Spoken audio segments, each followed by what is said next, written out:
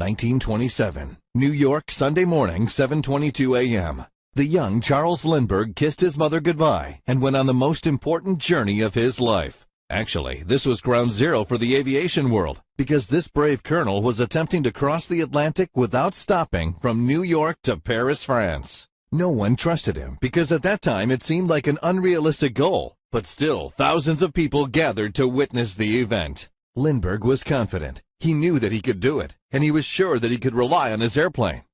And here we go. Bidding farewell to his mother, Charles Lindbergh climbed aboard the Spirit of St. Louis, the plane he helped design. At 7:52 a.m., Lindbergh set off from Roosevelt Field on Long Island, New York, his goal to fly across the Atlantic.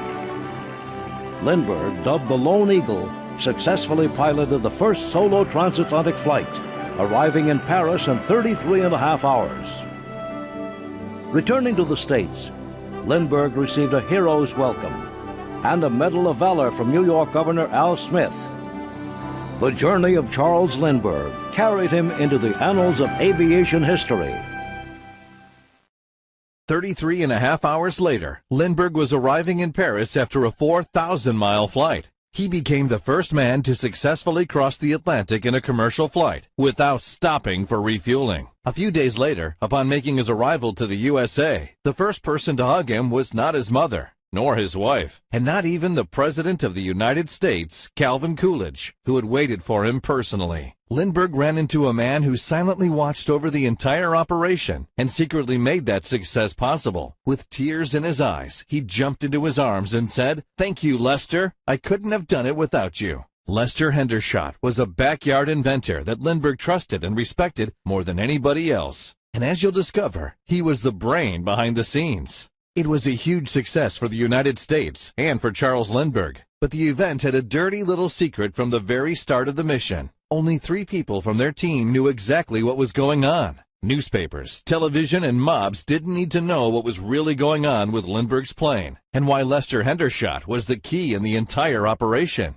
You see, at first sight, everything seemed normal with the engine. But in a hidden compartment, they put Hendershot's secret invention, a generator that could run without fuel for thousands of hours and give an additional amount of energy that Lindbergh's airplane would need to cross the 4,000 miles of the Atlantic without stopping. They wanted to keep it a secret, but somehow a technician who helped them with the project leaked this information to a local newspaper. Does that sound too good to be true? Well, the newspaper couldn't believe it either. It makes a lot of sense today. The aviation sciences were in their infancy, and official documents show that Lindbergh's airplane, the Spirit of St. Louis, weighed about 2,060 pounds. You've got to understand that airplanes of that time were not the technical masterpieces of today. Their engines were big and noisy, and they were gobbling up kerosene like a fat kid in a candy store. In fact, that's the reason why everyone and their mother were screaming, "Crossing the Atlantic is nothing more than a pipe dream." There is no way that it would have crossed 4,000 miles over the Atlantic without an ace up the sleeve.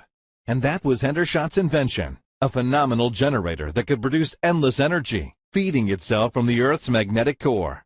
As an example, a small airplane today, similar to Lindbergh's, has an average consumption of 6 miles per gallon. Simple math tells us that the Spirit of St. Louis would have needed roughly 670 gallons to make 4,000 miles without stopping.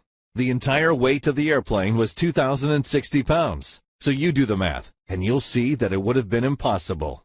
Most people didn't care about the nitty-gritty details. They just wanted the record. And thanks to the miracle generator, Lindbergh managed to achieve it. The newspapers were happy. The politicians were happy. It was like magic. But who was the mysterious man behind the generator that has changed aviation history? Who is Lester Hendershot? Lester Hendershot was born in 1898. He was down to earth ever since he was a kid, but at the same time, he proved to be a genius, a practical genius. As a kid, he was passionate about building all kinds of awesome toys, while his friends were simply amused with playing hide and seek. He was very different from everyone else. When he was 10, he took the pedals from his father's bike and put them on a wooden structure. The ugly car he created could go for 300 yards on just one single revolution of the pedals. His father was amazed, and he became the most famous kid in the neighborhood. It was obvious that he would become a big-time inventor, but no one could anticipate that he was going to invent the free energy generator that could give people energy independence. He studied mechanics at Cornell University, but he didn't want to continue with his studies. He felt that he belonged amongst wires, wheels, and junkyards, always trying to invent very simple and practical things that could help other people and give them better lives. It was during this period of tinkering that he got the nickname the Junkyard Inventor. Years passed, and he remained the same, working all day long, living in his own mind, and dreaming of changing the world.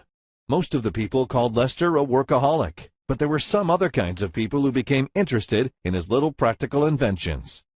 It just so happened that Charles Lindbergh, the aviation hero, who lived in the same neighborhood with Hendershot, had heard about the junkyard workaholic inventor. One day, Charles Lindbergh, the yet unknown aviator, paid him a visit and asked Lester to develop a magnetic compass for his airplane. He agreed, but after the first test flight while he was studying the compass, he stumbled onto something that looked like it could generate free electricity. Suddenly, Hendershot decided to stop the compass project and put all his efforts into the free electricity device. Lindbergh was not very happy with the idea, but there was not much he could do. The genius spark came to Hendershot when he realized that the ordinary magnetic compass does not point to the true north. It points to the magnetic north, and varies from true north to a different extent at almost every point on the Earth's surface. He discovered that by cutting the same line of magnetic force, north and south, he had an indicator of true north, and that by cutting his magnetic field east and west, he could develop a rotary motion, a motion that he could use to generate endless amounts of electricity. He found that with a pre-magnetized core, he could set up a magnetized field that would indicate true north, but he didn't know just how to utilize that yet in the generator that he was planning to build. Hendershot became so obsessed with his idea that all day long he would breathe, sleep, and dream about solutions on how to build a generator that could use this free energy.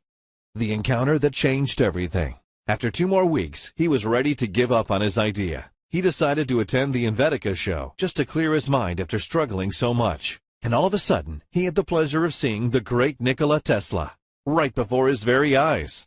Now old, the legend Tesla was barely able to move. The sparks in his eyes were not the same. He was just a shadow of the famous Tesla. All the battles he had with J.P. Morgan, the biggest investors of the time, left a mark on him and brought him to bankruptcy. That could be seen easily on his face. Suddenly, Hendershot's heart started to pump.